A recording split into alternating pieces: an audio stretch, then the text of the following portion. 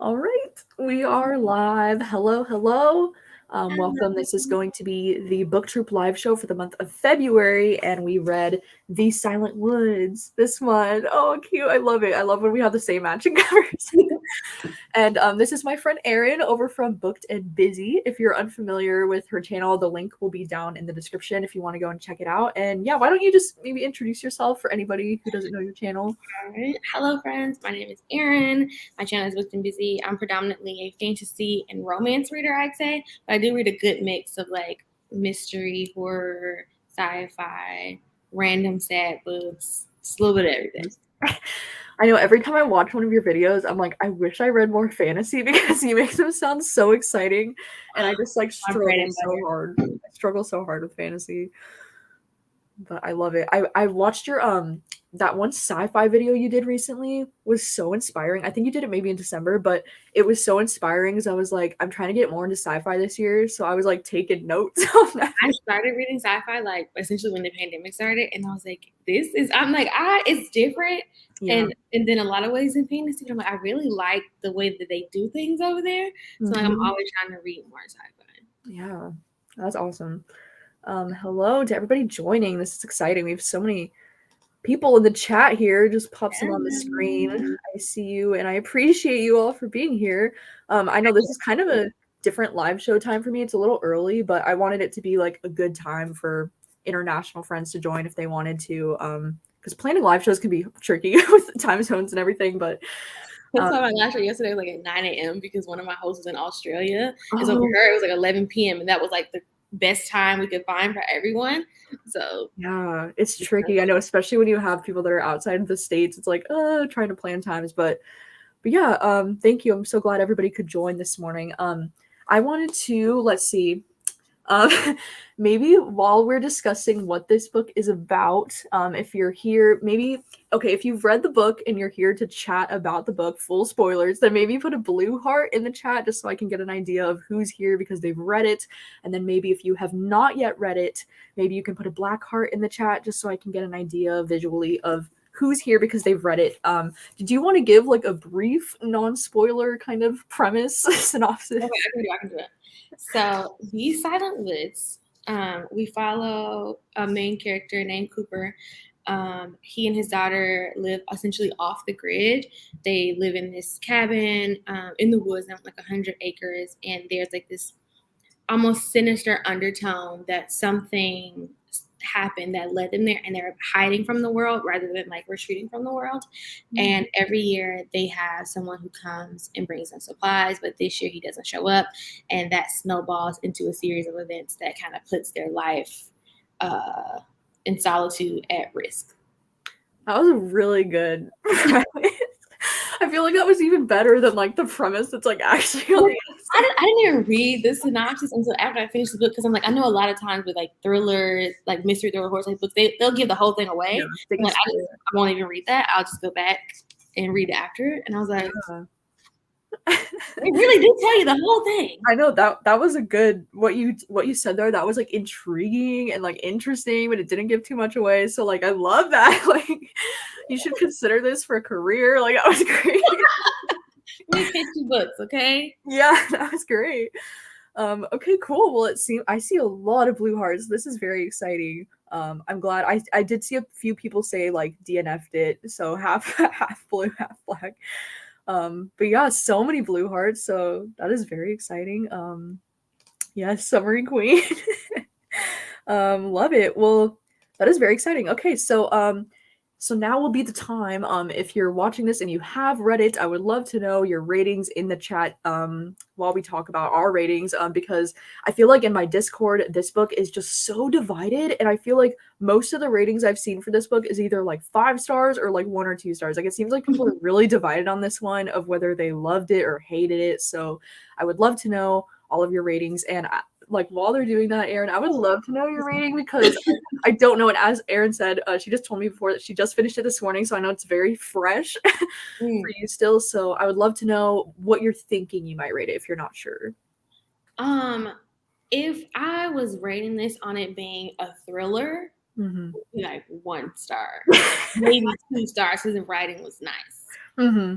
if it was like this is a general literary fiction novel about this family, then I was like, okay, this might be 4 stars because I really enjoyed the writing. I think my favorite part about this was the writing. Mm-hmm. And like, I'm not the thriller queen, so I don't know what thriller streets are looking like on the norm. But this reminded me a lot of the push and like Mm-hmm. the way it was structured and the way the storytelling went. And like it just didn't feel thrilling. I wasn't shocked. I don't think there was like a lot of suspense or tension in the story, but Yeah. really just like their day to day living in this, situation. And they Yeah. got, I guess they got a little bit at the end, but I feel like it's way more like just general fiction Yeah. than a thriller. To me. Yeah. I would definitely agree. Yeah, I said in my review too that I did of this book, I was saying how I feel like this book is going to struggle to find its audience because I do think that there is an audience for this book, but I feel like with the marketing making this book seem like it's a thriller, it's probably going to struggle to find the right audience because I feel like most people who would read this expecting it to be a thriller would probably be disappointed by it. But I do think, yeah, if people went into this thinking more, it would be like literary fiction or just general fiction, then they might enjoy it a lot more.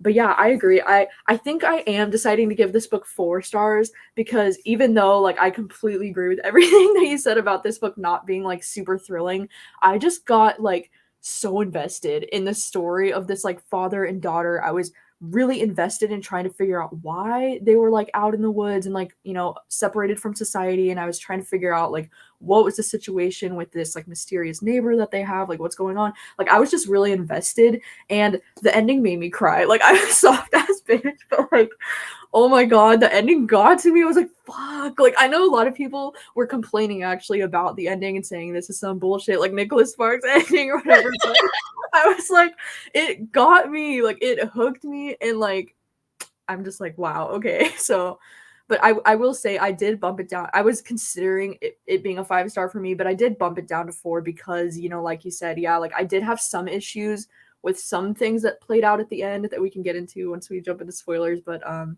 yeah, like for the most part, I don't know. I really enjoyed it. See, I see so many mixed things. Like Justin said he hated the ending. Like, I rarely say this, especially with mystery thriller type books. But I honestly think it could have been a little bit longer, especially at yeah, the end. Just like having that fleshed out a little bit more and yeah. just giving us a little bit more of what was happening because so many things happened in like I 32. know. That's what I'm saying. I do think the epilogue could have been another couple of chapters for Yeah, sure. like Because yeah, like the epilogue was freaking quick. So literally 10 years later. I know. Exactly. That's what I mean. Like I hate that sometimes when it jumps like that and you're just like, I want more from that.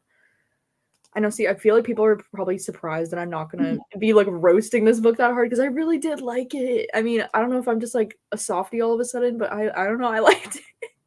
I think it was really well written, and I think it was very easy to like sink into. Like I think going into this, I was expecting like Near the Bone. I haven't read Near the Bone yet, but the Yeah, premise is really kind of similar, other than like the Bigfoot element. These two yeah. people alone in the woods, whatever. So I was going into it expecting that. Mhm. I didn't get that, Yeah. but I think it was really well written. Like I could really picture myself, like atmospheric. I would say I Yeah. could really see myself in the woods, getting the chickens and the eggs, whittling away, and like I could see it. Yes. I know, I was gonna ask because I saw a comment saying that they liked the audiobook narration. Did you listen to the audiobook or did you only read it physically? I listened to the first 40 pages on audio and I was like, God, no. Like then maybe because I was listening on script and I couldn't speed it up past 2 speed, and this narrator Oh, like spoke really slowly. So I was like, this isn't gonna work. But his voice was it was a good voice. But yeah. I couldn't speed it up anymore. So I was like, nah, I'm just read it That's physically. weird. Is that just script that you can't speed it up past 2? Yeah. I think maybe if you're like on a computer, you can speed it up a little faster. But I think in the app, it doesn't go past 2. Weird. Yeah, that's weird.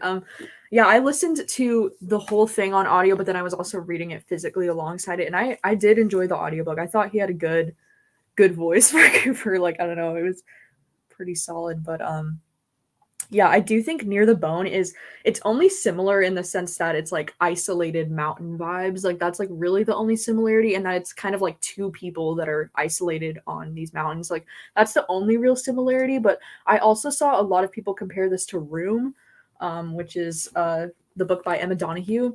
And I definitely feel like there's a lot of similarities with this one. So I feel like if you enjoyed Room, you would probably really enjoy this book, just because it's very, very similar in vibes with that one. Have you read Room? I haven't. I started reading it physically, and at that point, I didn't know it was from the POV of like a toddler, and I said, "Oh no." Yeah, yeah. I If know I it's go back to that, I would have to. it's a little rough. I mean, yeah, I guess Room would be like if this story was told from Finch's point of view. Just a Finch little, was making me angry towards the end there. I was like, "Little girl, yeah. stop, I please." know. I feel like a lot of people too, at least I saw in my Discord, there was a lot of discussion about how Finch seemed like she was too like educated or smart for an 8-year-old, but also for like an 8-year-old that was like apart from society, like, you know, like she didn't really have any schooling or anything like that. Like people were commenting and saying that she seemed like she was too like emotionally mature for an 8-year-old and stuff like that. And I was like, I don't know, like I don't know how you would feel about that, but Only around adults tend to be less childlike and more adult-like yeah. because like you learn socializing from like other people, and she's only with a gruff old man every day. So Mhm. Yeah, see, because I saw a lot of comments like this, like Finch acted like a 25-year-old or she like sounded like an adult, but I don't know, like I didn't really get that when I read it. Like I felt like I don't know if I just wasn't paying attention to that possibility, but I was just like, yeah, not too I bad. mean, she seemed like a very intelligent child, but also I think that her being well spoken was a reflection of her reading because emotionally, when she was like having a tantrum or whatever, I'm like, that's very much an 8-year-old. Mhm. Um, she reverted back to that really quickly. So I don't think her like being well read or speaking in a certain way necessarily meant that she wasn't like an accurate portrayal of a child. I see 8-year-olds every day. We have pretty, normal conversations. Yeah. Um, because then when she wanted her way and it was like fairy tales and wooden nymphs, like it tracked. Mhm. Yeah, I still think Finch's sentence structures in her notebook was way too advanced for an 8-year-old. I don't know. Maybe I just like wasn't considering that too much, but um and same too with well, I don't want to get into spoilers because I don't know like what people consider spoilers or not, but um let's see. I'm trying to think if there's anything I really wanted to touch on before we jump into spoilers, just because with spoilers there's so much more to talk about. um is there anything specific that you could think of to talk about before spoilers? Mm. Because I feel like I'm trying to think because like I want to say, oh, certain things aren't spoilers, but I'm like also the synopsis tells you like the entire yeah. beat by beat of the book. Mm-hmm. Um, I think that one thing that the book doesn't touch on, but isn't a spoiler, is like while they are technically alone on the like at the cabin, they definitely have a neighbor who's like nearby and who interacts with them very often, and they Yeah. have a tense, almost Yeah. frenemy like relationship with him that plays out across the entire story, which Yeah. I thought the dynamic between Scotland and them was very interesting. I know, I would agree. I wasn't expecting for him to be so involved in the story, especially towards the beginning. But yeah, I really enjoyed the inclusion of his character. I thought he made it more interesting for sure. Because like Um, for Finch, he was like a source of like a lot of joy and the only other person she socialized with. But for Cooper, Scotland was like a source of a lot of anxiety. He didn't trust him. He was a bit afraid of him, and yeah. like the power that he felt like he had over him. Mm-hmm. Very true. Okay, well, it seems like people are ready for the spoilers, so we'll just jump into spoilers. So, if you have not yet read this book, we will be jumping into spoilers. I saw some people say that they don't really care to finish it, so spoil anyway. So, we will go ahead and do that. So, the first spoilery like question that I even wanted to talk about was how did you feel about Scotland's character like throughout the book? Like, were you immediately kind of like trusting of him, or were you kind of like, I don't know about this guy? The first time we met Scotland, he was sketchy. Mm-hmm. He was dirty with an AK-47, had blood all on his hands, and like all the weird things about Scotland that made him seem sketchy kind of made sense in the end, given the things. But I'm like, Yeah. as a stranger and a child, Yeah. I'm like, he's a serial killer. I know. I was immediately like Cooper. I was like, this guy is shady. I wouldn't trust him. Like, even though he was kind of like helping them out right away, you know, like he gave him like a snare and like food or something right at the beginning. But like there was just something about him that came off a little like aggressive or something, or like I kind of mean, he delivered newspapers like, I know who you are. I know what you did. summer. Like, yeah. It's almost like a blackmail feel kind of situation. Like he's, I don't know. Yeah, but I was immediately kind of like alert about him. And I don't know if I was just thinking like way too hard into the story. Like I was overthinking it crazy because I wrote so many notes being like, is Scotland real or is he imaginary? honestly, if Finch wasn't so like the way that she was about him, I would wonder if like he was like it was a manifestation of like his imagination or like the stuff Yeah. from the war. Like the Yeah. scene when he had the baby and he came home and he's like, how did you get my child out of the house? Yeah. Exactly. That's what I mean. I was like, there were some things that his character would do like that, that it was like, how would he have done that? And like, it just seemed kind of weird. So I was thinking, yeah, maybe he's imaginary. And then, but he had so much interaction with Finch that I was like, there's no way they're both imagining him. I was just like, I was getting so confused. I was like, okay, what?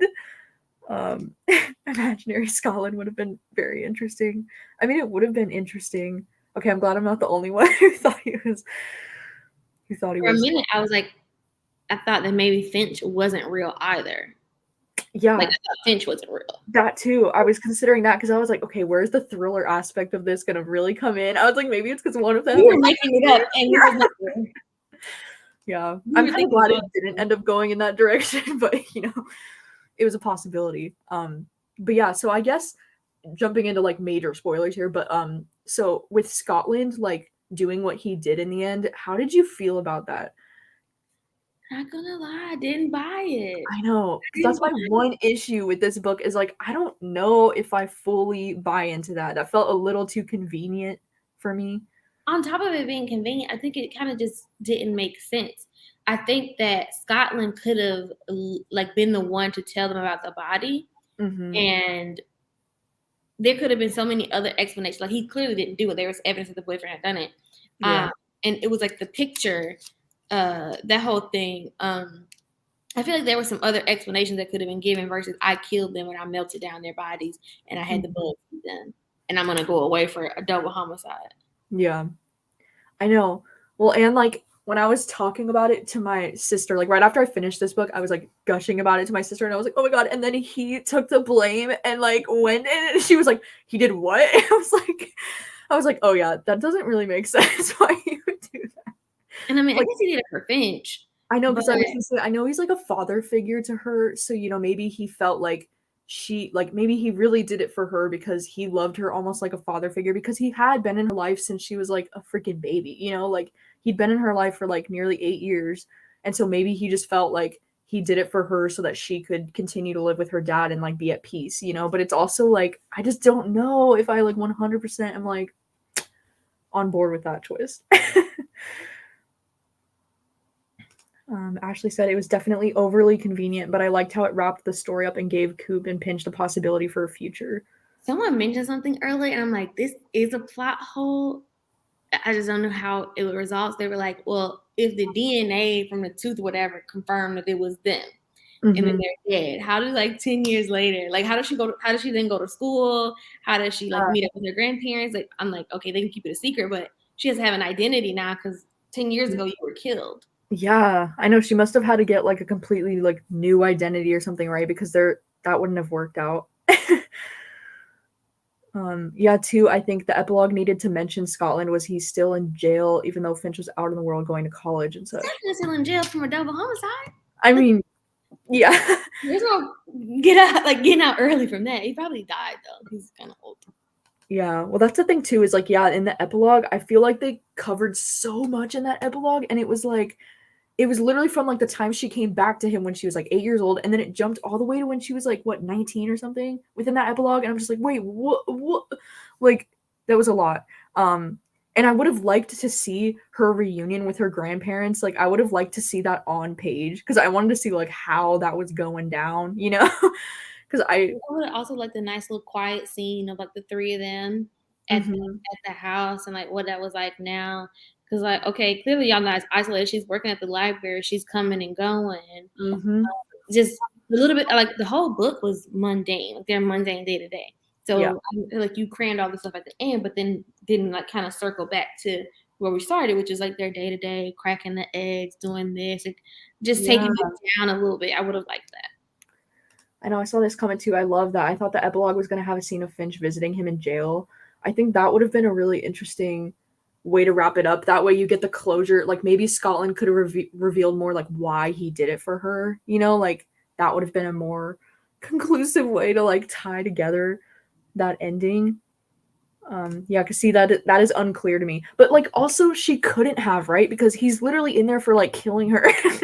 And like, you know, you might have fake papers, but the fake papers you take to the prison they gotta be real heavy duty. Because that would be a little sketch for her to do that now that I'm thinking about it. But I know. So how did you feel about the romance in this book that forms between him and Marie?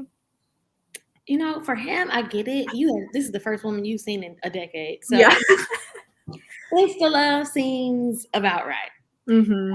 Insta love and insta mom because he's like, Finch needs a mother. Yeah, exactly. Okay, and then with her, she was alone in the world, and she was on the rebound. So like, I think it was a love match, not at all. But I think that she was lonely, he was there, and she was the first woman he had ever seen, and I think that makes sense. I know. I think it made sense too. I mean, like, yeah, it was a little convenient, but like realistically, like, yeah, like I don't know. I saw a lot of comment on this in my Discord chat too about how people were saying it's so unrealistic for Marie to want to stay the night with this man that she doesn't know and like this daughter, and it's kind of like a creepy situation where she doesn't know why they're out there and stuff.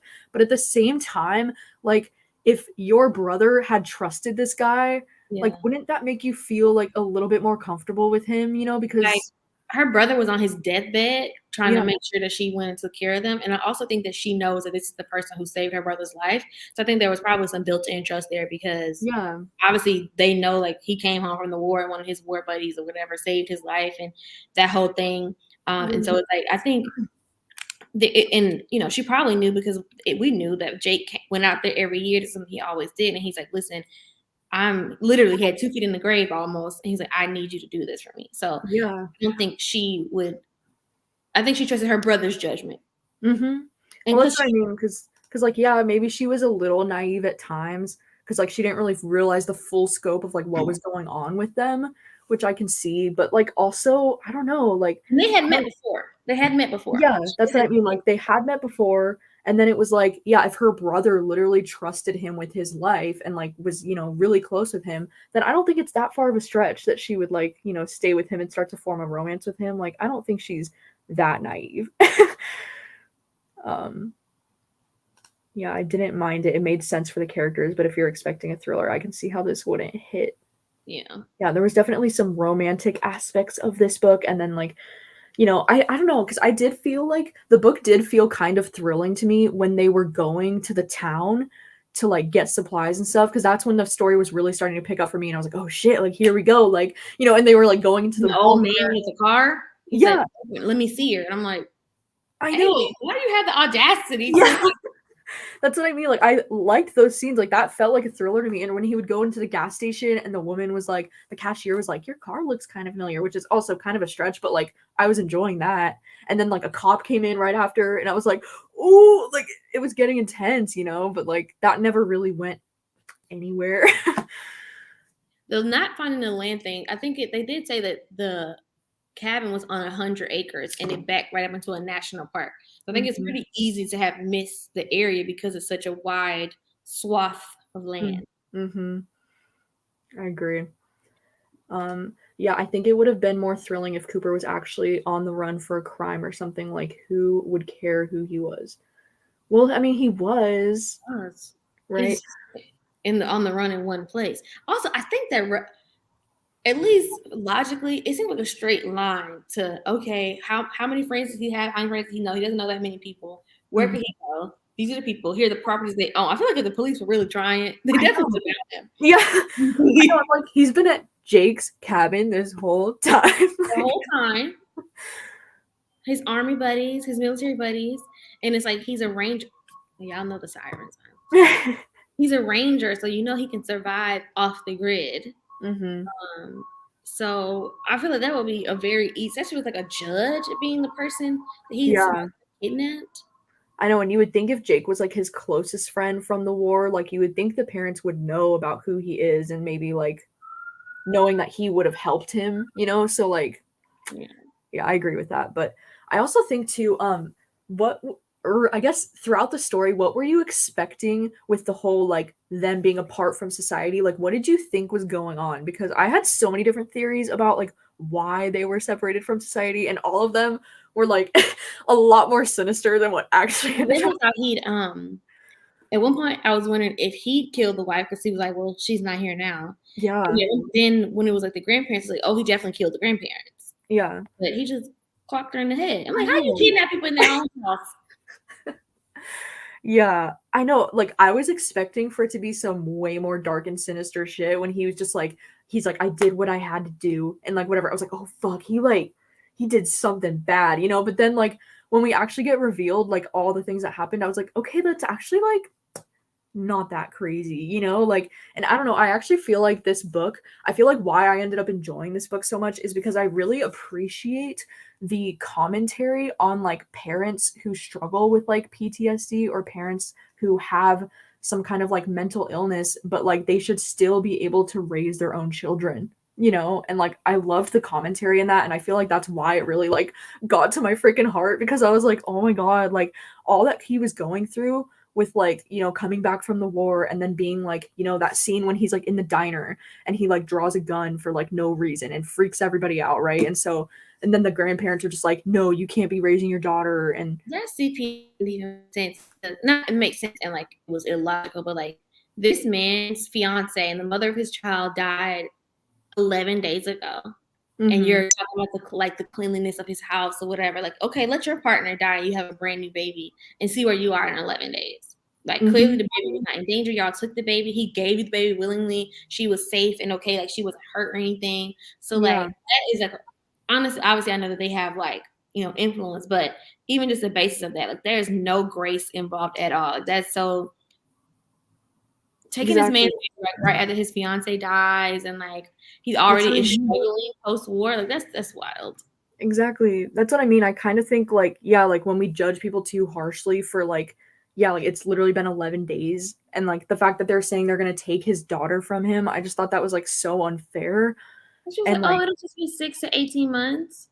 yeah.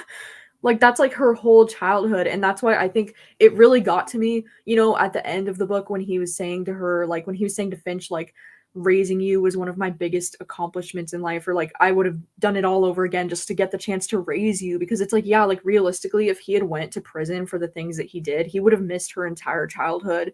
And the And like grandparents definitely wouldn't let her see them. exactly, that too, so it's like, oh, and then it got me at the end in the epilogue when Finch is like, I sometimes think about what my childhood could have been like, like being with my grandparents and like being around friends, and she's like, and I wouldn't have changed it for anything, or like I would have always picked like being with my dad, like out on the farm or whatever. And I was like, what? Like, oh, it hit me. Even though I know like there was a lot of discussion about um whether that is like child abuse or not to keep her from society. And I definitely think like obviously it is in a way like a form of abuse, right? Like keeping her separated from other kids her age and keeping her away from the world. I wouldn't even say that like if the conditions were actually bad Mm-hmm. or if Finch seemed like really reserved and like she herself was struggling with like PTSD. Like, Mm-hmm. I just imagine like, okay, let's say I live on a farm. I Yeah. live we had a big farm on the hill.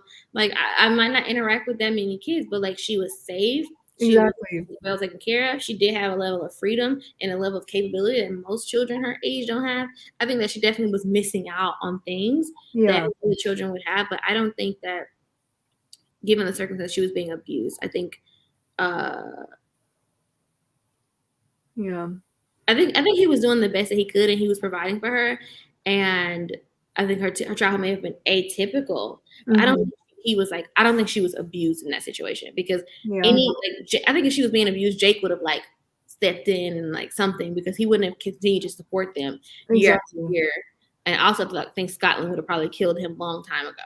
If Well, that's what I mean too. Like, because Scotland cared so much about her too that I feel like if he ever felt it was like wrong or like, yeah, if she was being abused in any way, then like he would have stepped in. But I just wanted to bring that up because I did see people in the Discord talking about how they felt like they couldn't support Cooper because this whole story was child abuse by like keeping her from society. But it's also like, I don't know, it's a tough situation because like I do feel like Cooper was doing what he thought was right and what he thought was best for her. And in the end, it's like, wasn't it the best thing for her because she views her childhood as like this sacred time that she had with her dad, you know, like yeah, they were apart from the rest of the world, but I mean, as you said, she was well fed. She was never like living in fear for her life, you know, she was never afraid of Cooper. Um What was interesting to me is that Scotland turned out to be a preacher turned taxidermist. I'm like, well, where are the guns and the hunting? How do you get all these yeah. skills in taxidermy? Mhm. Yeah, that's interesting. Um, yeah, it was all Finch knew, so I do not see it as child abuse. She was loved and cared for. That's what I mean. It's definitely like a tough situation, but I don't know, because like I mean I know child abuse is obviously like a tricky subject, but yeah, because if she had lived with her grandparents, they Definitely. probably would have poisoned her against him. Definitely. I know I love that too. That Cooper is a morally ambiguous character. I was both rooting for him and questioning him, which is a sign of great writing for me. I agree because you know at times it was like yeah, like ooh, like some of the decisions he made wasn't the best, but I also understood why he did it, you know? So But honestly, like I know it was the point of introducing the conflict. I really could have done without the entire missing girl plot line. Like I the was gonna whole say, thing could have just because it just only came in like two like specific points. mhm. And I'm just like, we could have left that whole thing out.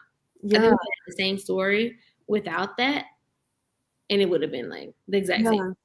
I know, like, I feel like the whole, like, missing girl thing was only brought into the story so that they would have a reason to be, like, scared that they're gonna lose this lifestyle, right? Because it's like the police start to get suspicious about this area, like, they're gonna search this area, and then they know, like, they're gonna be found out. So, like, that's, like, literally the only reason why this is even in the book in the first place. For people who didn't finish, no, Cooper did not kill himself, and he's not dead at the end of the book. They Yeah, no. all live happily ever after. That's what makes it feel like not very much of a thriller to me because it's such a like perfect bow tie, like Nicholas Sparks ending of like they all got to live amazing lives and Scotland's Girls in get jail. married. I thought they might have another kid. They did not. The girl gets to meet her grandparents, and she goes to school, and Miss Marie works at the library. hmm Yeah, it was a happily ever after thriller. Which I don't know. I didn't hate the ending, but I just yeah, it was a little happy. I would say maybe if you're someone who like wants to read thrillers, but you don't want to be anxious or tense while reading, you might like this because hmm it's rather like a cozy one because it's not low stakes, but there's very little tension, I would say. And when it Yeah. is there, it's very fleeting. Like the little trip to the grocery store. This Yep. is thing like so. I feel like this is a safe one to read because everyone makes it out alive and all that. So like that might be, you That's know, true. I know I did get the cozy vibes from this one just because of the whole like cabin in the woods and it's like I don't know, it was nice. Um, author was reaching too hard with the missing girl plot and it just didn't come full circle in the right way for me. I agree that this like missing girl plot wasn't necessary. I mean, and two, like I saw a lot of people in the Discord talking about how they were like mad that it never really fully got closure on like who killed the girl, even though it was heavily implied that it was her boyfriend, right? Like I think Finch even said she saw the boyfriend doing Mhm. it. And he was like, "Oh well." When he saw Scotland in the car, he's like, "Well, they definitely won't think that, or he'll get off at least for the killing of the girl, because they probably would just assume he did that too, Yeah, because like the boyfriend's DNA or whatever would have been all over it, yeah. all of that." I mean, I definitely understand though, like Cooper's fear with like the whole thing happening with this missing girl. Like he knew that they would probably try to pin it on him if they found out Cooper was there just because of his That history, would be you know? easy. That would be the Yeah, easiest thing to do. Like the police are like, you know what? Open and shut. exactly. Like that's what I You mean. So I went to tell these people that understand. you were out here, so you killed her, and she took a Yeah, picture of you, and you tried to steal the camera. exactly. I can see it right now. Exactly. It would just be too easy for the police to just like pin it on him. So like I definitely understand his like fear of like, oh God, like this looks really bad for us. And yeah, especially because like the missing girl had that photo of them on the camera. So like it would just be too like easy for the police to just connect the dots and just blame him. So like I kind of understand why he was When Finch was telling, I think it was either Marie or Scotland that she had like seen the girl before, or whatever. I was like, y'all not? You think she playing? I was like, I knew right then. that she had done something she shouldn't have. So when Yeah, she was surprised later, I was like, she told several people that she had done it. You just didn't believe her. You thought she was playing. exactly. I know, like, what? Her whole, like, interactions with the girl throughout the book, I was like, I was waiting for more information about that because I was like, something definitely happened. No, the boyfriend was a lie because the boyfriend was saying, oh, she went to California to like throw people off her scent, her Mm-hmm. scent of the crime. Yeah. Scotland claimed to kill both Cooper and Finch to the police, so they'd stop looking, but Finch is able to go back into society at the end. How? I know that's what we were mentioning. Like, I don't really know how that would be possible unless she got like a completely new identity. um, I know. I thought this too. I thought it was Finch at one point who killed the girl. Like, oh, you don't want to be my friend? So then, the That would have beginning been, part when they killed the chicken, I just knew they were gonna eat the chicken. yeah. I knew he was gonna be like, "Girl, please," and they were gonna eat the chicken, but he didn't. I was like, "What?"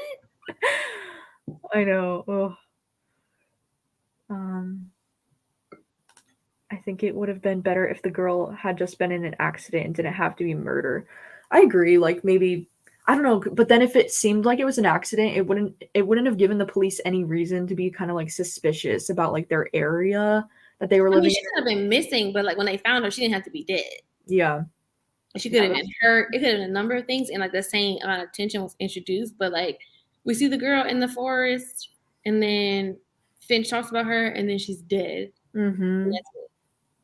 That is interesting too. I don't see the grandparents being on board with the new identity for Finch.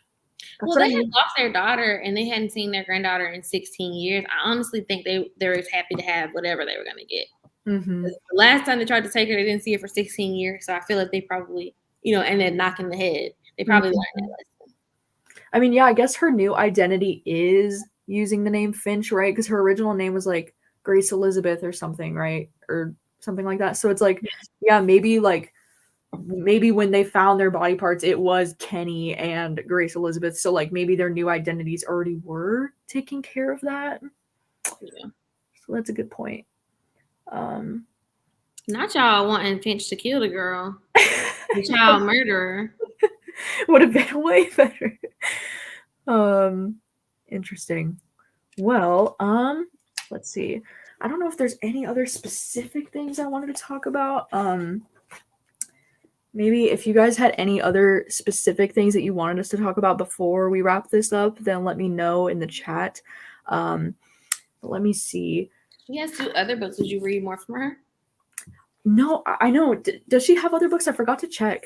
It's because when I was looking on Libby, they had the other 2, but not this one. Fallen Mountains and Silver Like Dust. Oh, no, I haven't read any. Have you read any of her other stuff? I haven't. Oh, she also does poetry, apparently. I can see that. Oh, yeah, I was gonna say this writing style feels very poetic. She's like a prize-winning poet. So I can definitely see that. And I can see like that element of her writing. Definitely. I know I was gonna ask, like, besides any other book comparisons, like, does this remind you of any other like movies or TV shows, like give you similar vibes? Because I saw I asked this on my Instagram and a lot of people were saying A Quiet Place, like it kind of had that kind of I'm not a big I have commitment issues when it comes to movies. I'm like, wow, 2 hours is so long for me to sit still and do like yeah. let me think. Yeah. I could definitely see A Quiet Place just because of the whole like I don't know, like isolated kind of on a farm kind of vibe, like family. Like I can definitely see that, even though I don't know, A Quiet Place is definitely more like apocalyptic kind of shit, because it's like aliens and stuff. And for a while there, I did think this would go in a direction where it was like apocalyptic. Like that was also a theory of mine that like what if society wasn't out there? Like how much time had passed really that we knew of? Like so many things. I really thought he killed the wife though. That's really what I was going with, like the majority of it. That would have been an interesting. Ooh, The Great Alone. And that's historical fiction. And I want to read that. I've never read any Kristen Hanna before. Really? Too, yeah. That one's a good one. I really like that one. Major Alaska vibes. Let's see what else. Oh, I know. I keep seeing The Road. I could see that. They definitely. I don't think they dropped the PTSD issues because he definitely still had panic attacks, and like they had a panic attack when he saw the girl and he was worried. But also, I think that with PTSD, people usually have triggers. Mm-hmm. And if you're like, he had been in the war, he had been, those things. So like those same triggers, as many of them wouldn't exist Yeah, in an isolated cabin in the woods. that's true. I haven't seen The Village. Have you seen that one? Yes, I think you would like that I movie. know. I really want to see it, but I haven't watched it yet. Especially like from what I've heard you say about I don't not Where They Wait, but the new Shay Earnshaw. Oh, Wild yeah, Places, like History of Wild Places. that. It's like that, and so these people like they live in like it's 1836 Oof. in this forest in this like national park or whatever, and people like escape, and I mean it's very like Puritan whatever, and they come out and it's like 2005, and they don't know what's going on, and What like the heck? they have them believing there's this like dangerous things in the woods are going on, like keep them locked in. And this group of people had decided to like secede from society basically because they were like they're living wrong. We're gonna start over. Whoa. Yeah, that does sound interesting. I've had that one on my watch list for so long because I think it's M. Night Shyamalan is the director of that one. It's very good. And That's also the what was it? What's that movie? Scary Movie parody of it is also hilarious. Oh, really?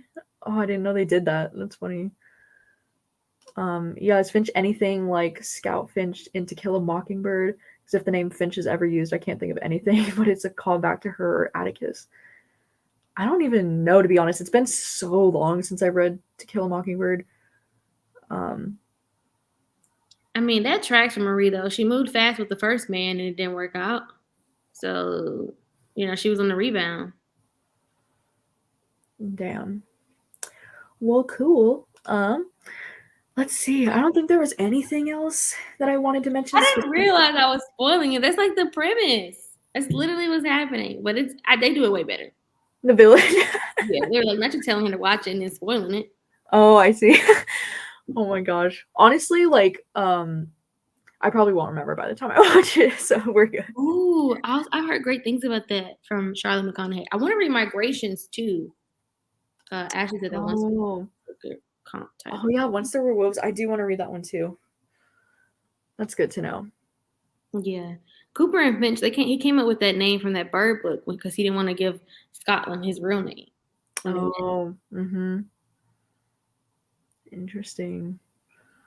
All right. Well, I think that just about wraps up all of the thoughts for this live show. I really liked this discussion because I feel like, yeah, I can see why people would really passionately love this one. And I can also see why people would, rate this on the lower end, especially if you went in expecting more of a thriller. But I don't know. I feel like this was definitely one of my more faves out of all the book troop picks that I've had so far, which is good. I feel like we're getting closer and closer to a 5-star pick for me because I haven't had a single 5-star for my book club yet. So I'm excited about the Paris apartment. I'm very, very excited. Me too. I know. Yeah. So the Paris apartment is going to be the March pick.